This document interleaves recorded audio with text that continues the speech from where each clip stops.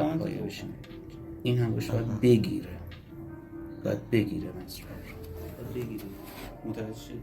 این نیست. و من میدونم معلمات گفتن که اینو میذاری این رو با این بوتو میگیری، نه اشتباهه.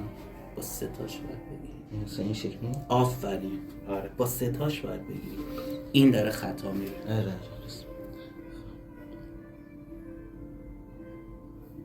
خب ببین اینجا باید این زاویه 90 درجه نزدیک به 90 درجهش برای شما صاف.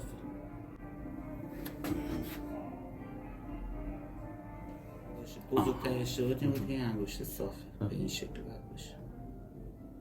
الان فیلم میگیریم؟ بله. خب الان این دست من توی فیلم بله. هست. اینو بریم سراغ مزراب زن. برو شروع کن تو.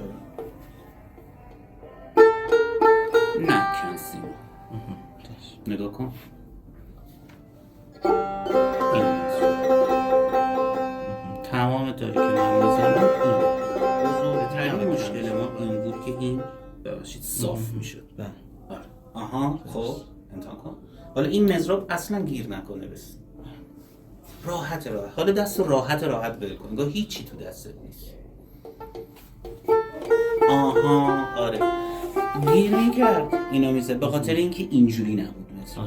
آره خودم نمیتونم وسط قطعه یا گیر کنی اصلا هیچی نگار تو دستت. امتحان کن.